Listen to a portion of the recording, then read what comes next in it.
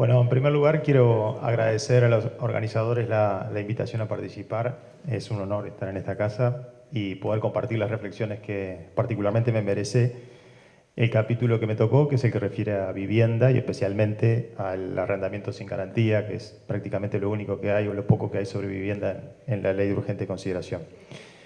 Y ya que no hubo preguntas para Barreto, voy a retomar un poco lo que decía Barreto. Barreto decía, hablaba de los poderes disímiles y decía que en ese sentido se debilita la huelga. Y se debilita, decía Barreto, al no compensar las desigualdades, un concepto que es tan propio del derecho al trabajo, por eso estoy seguro que Hugo lo traía. Y aunque a ustedes le parezca raro, en el capítulo en el que yo me voy a detener, ocurre exactamente lo mismo. Es decir, lo que no hay son compensación de desigualdades. Por eso es que filosóficamente la LUC, a mi juicio, es tan coherente consigo misma. Y por eso también yo siempre invito en estas instancias, aprovecho a invitar a que conversemos con los demás, primero sobre la instancia en la que estamos. Estamos en un referéndum que significa ni más ni menos que los gobernados interpelando a los gobernantes. Es decir, nosotros como ciudadanos tenemos una hermosa oportunidad de interpelar, de observar, de hacer ver y hacer sentir las cosas que nos parecen que están mal, que no se identifican con nuestra manera de ver la sociedad y ver el país. Y esa es la instancia a la que nos enfrentamos. Por eso me parece que es clave preguntarse en cada capítulo de la LUC, bueno, ¿yo me identifico con esta política? ¿Yo me siento parte? ¿Es lo que yo pienso? ¿Es lo que yo deseo? No es tan necesario, a mi juicio, entrar en los tecnicismos de cada artículo, si establece esto, establece el otro. A veces es incluso una trampa entrar en eso.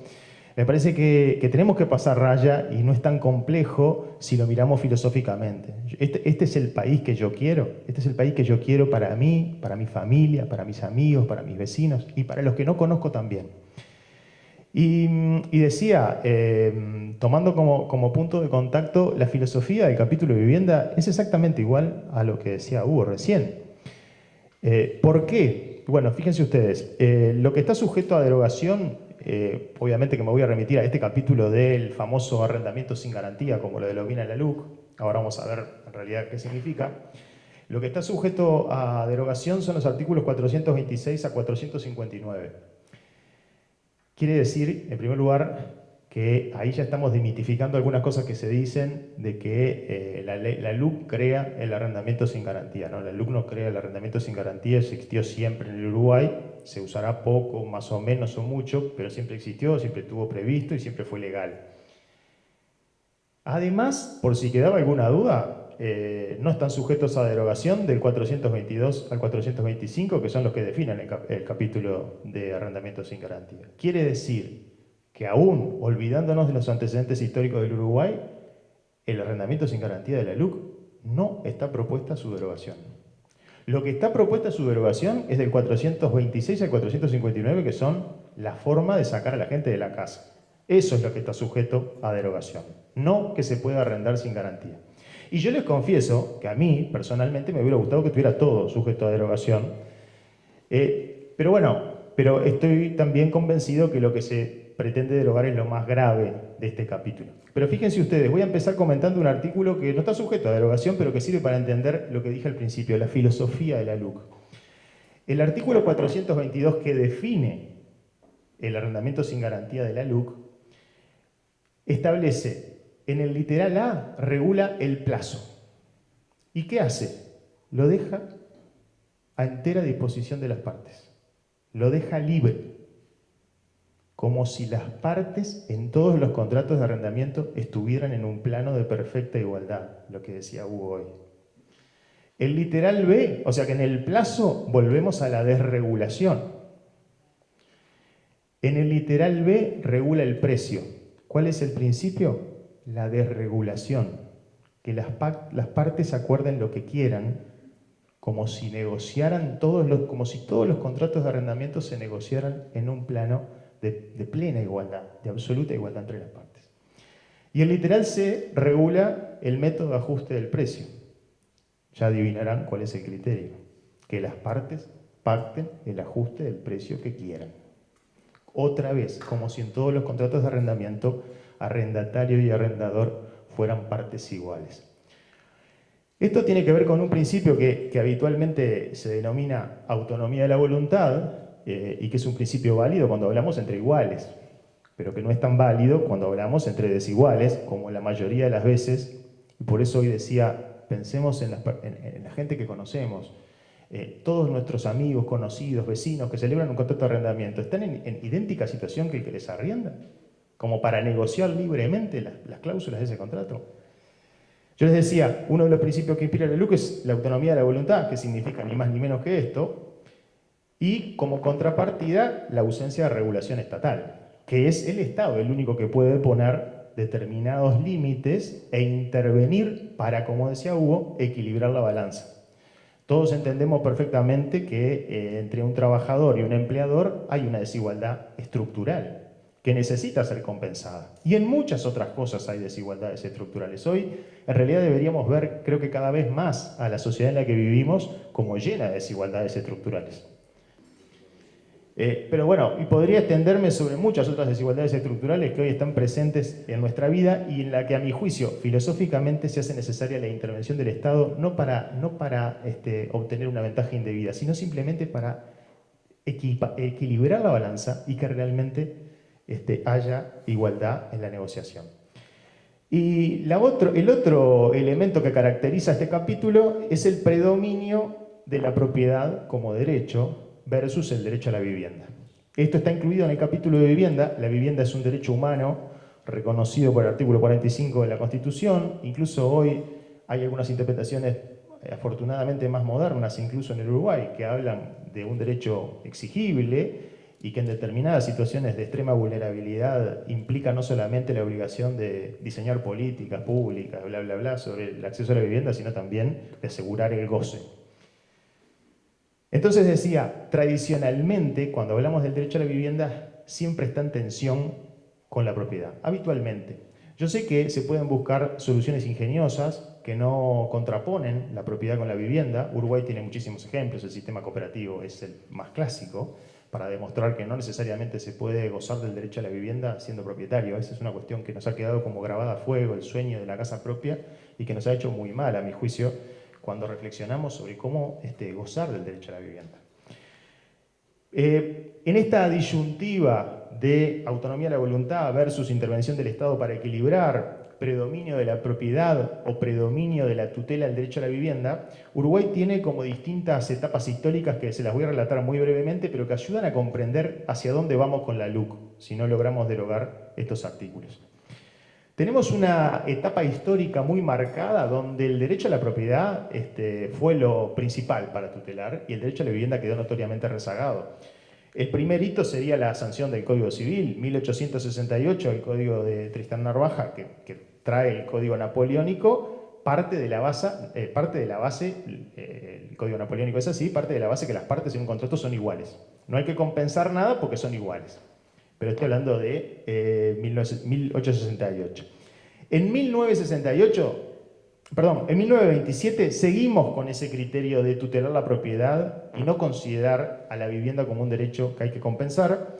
Así se sanciona la ley 8153, que es la primera ley de arrendamientos. En esta ley de arrendamientos 1927, la filosofía es idéntica a la de la LUC. Las partes son iguales y pueden negociar lo que quieran. Luego vendría un periodo histórico donde eso evolucionó y nos dimos cuenta, como pasó con el nacimiento del derecho al trabajo.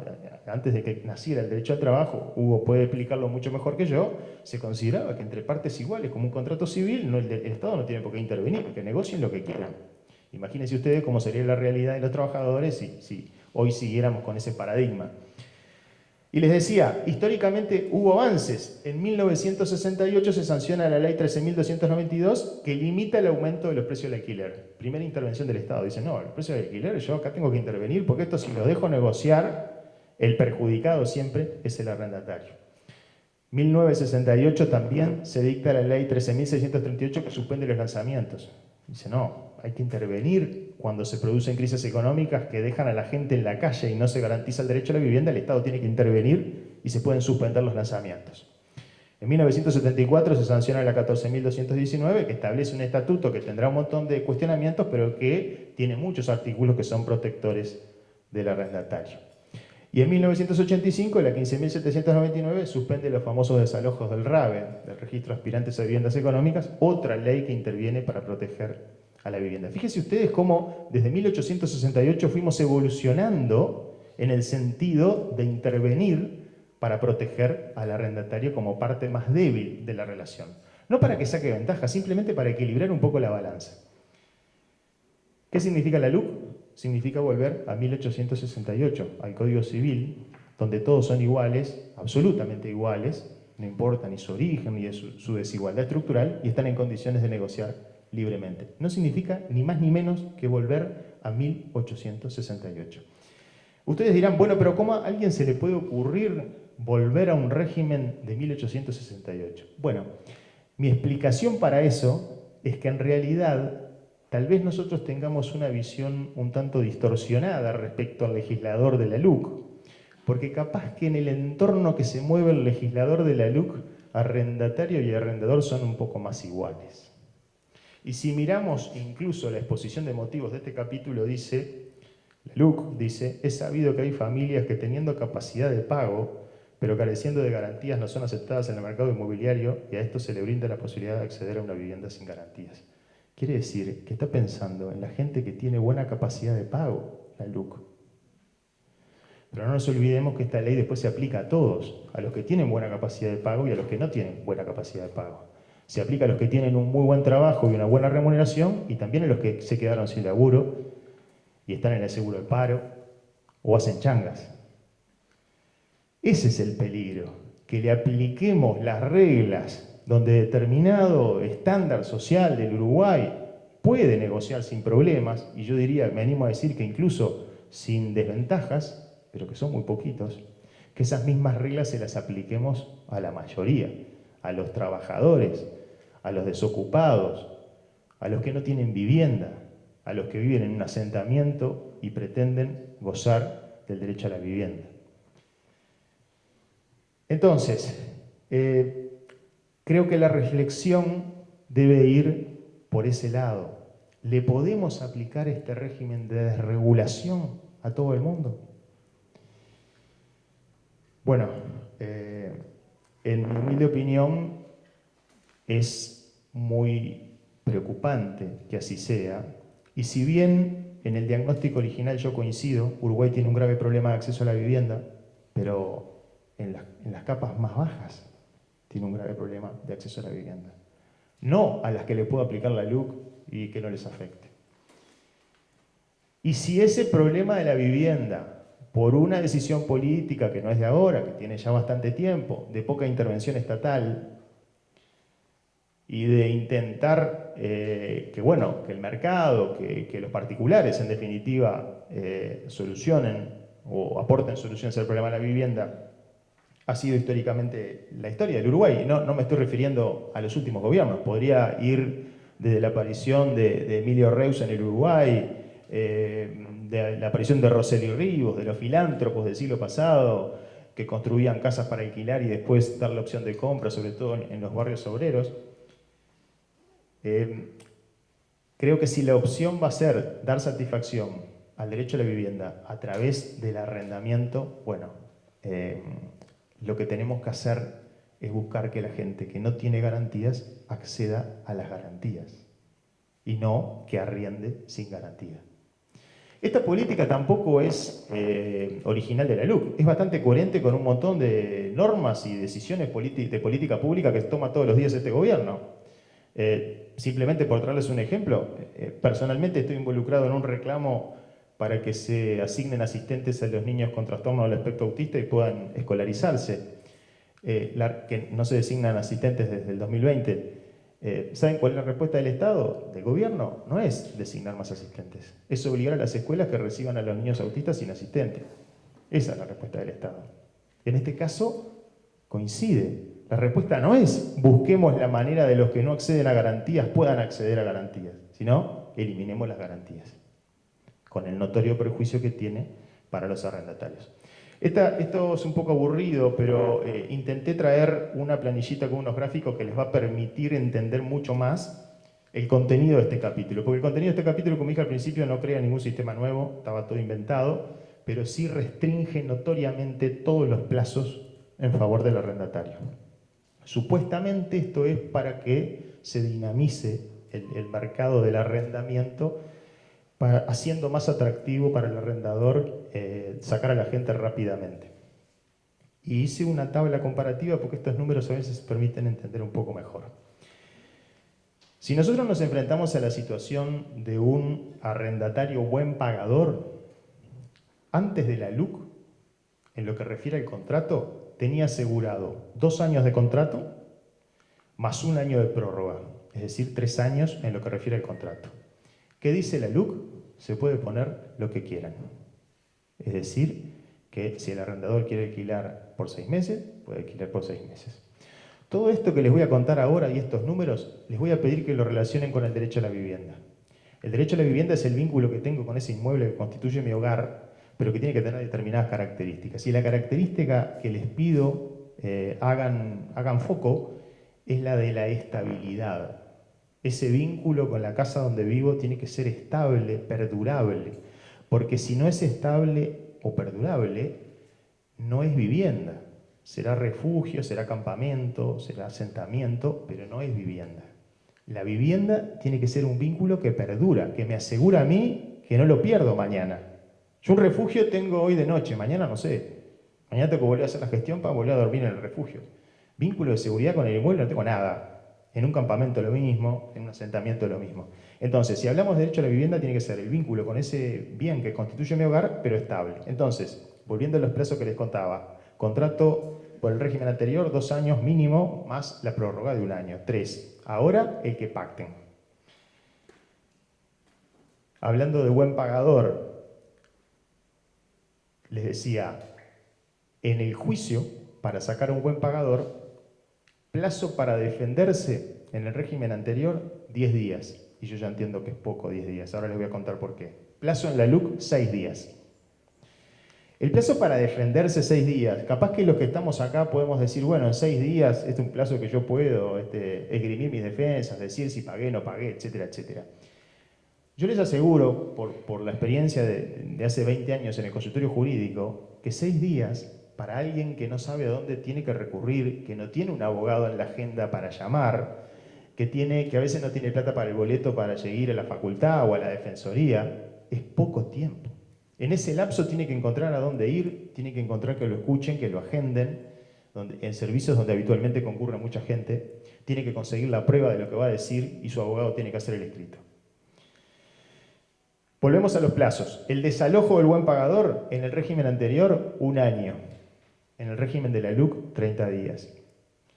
Lanzamiento, en el régimen anterior, más allá de los días que el juez establecía, por lo menos 120 días para irse si se extendía por razones de fuerza mayor. En la LUC, 7 días. Esto hace que un buen pagador, en el régimen anterior, pudiera estar 1.580 días en una finca regularmente. Hoy, por la LUC, 402. Pero lo que más me importa, desde que se venció el contrato, desde el momento que yo sé que terminó mi contrato, ¿cuánto tiempo estoy seguro en esa finca? En el régimen anterior, 485 días. En la LUC, 37 días. Y acá estoy hablando del buen pagador. Si me quedé sin laburo, no pude pagar más el alquiler, entro en el escenario del mal pagador. En el régimen anterior, el contrato siempre mínimo 2 años. En la LUC, el que se pacte. Plazo para defenderme, lo mismo, 10 días en el régimen anterior, 6 días en la LUC. Plazo para el desalojo, observen esto. Si me quedé sin laburo, no pude pagar el alquiler. Antes tenía un desalojo de 20 días, en la LUC 6 días. En el régimen anterior podía pedir prórroga, por razones humanitarias, hasta 120 días. En la LUC, 10 días. Total de plazo de estabilidad en el régimen anterior para un mal pagador, 140 días, desde que venció el contrato. En la LUC, 16 días. Si yo habito una finca declarada ruinosa, una situación bastante compleja, porque entran en conflicto ahí el derecho a la vivienda, pero también el derecho a vivir en una finca que no sea ruinosa, ¿no? y no padecer otros riesgos. Antes de la LUC, bueno, en lo que tiene que ver con el contrato lo mismo, 2 años y el que se pacte, en las defensas es lo mismo, pero el plazo para el desalojo, el juez, por razones de humanidad, podía dar hasta 180 días. En la LUC, 45. Prórroga, por razones de humanidad, en el régimen anterior, 120 días. En la LUC, 15 días. Estos son los números, a grosso modo, pero que creo que permiten comprender el espíritu de esta ley. Este capítulo de la ley no es peligroso para el que gana miles de dólares y alquila un apartamento en la Rambla. Este régimen de arrendamiento es peligroso para los más humildes. Por eso les propongo que cuando analicemos estos artículos y cuando conversemos con otras personas sobre estos artículos, los invito a pensar a favor de quién es esto. ¿A qué clases protege este régimen? Por último, quiero hacer referencia, no sé cómo estoy de tiempo, pero creo que me pasé, ¿no? Tranquilo. Quiero hacer referencia a una expresión que me parece sumamente clara y nadie me va a poder acusar de ningún tinte ideológico, bueno, hoy decía Hugo, yo no soy marxista, bueno. Fíjense que Benjamín Nahum, alguien que tiene notoria versación en este tema y a quien admiro mucho, en Brecha del 29 de mayo pasado, hacía una referencia en su editorial a las palabras de Enrique Tarigo en el diario El Día, el 7 de julio de 1977. Fíjense lo que decía Enrique Tarigo, que obviamente no vamos a acusar de marxista Tarigo ahora, porque si no se me quemarían todos los papeles. Pero fíjense lo que decía sobre este tema. Decía Tarigo, entre desproteger en lo que respecta a su renta al propietario, que por lo menos es propietario de uno o más inmuebles, cuyos valores se han acrecentado y se siguen acrecentando, y desproteger al inquilino que solo cuenta con su trabajo, la opción no debería resultar difícil. Muchas gracias.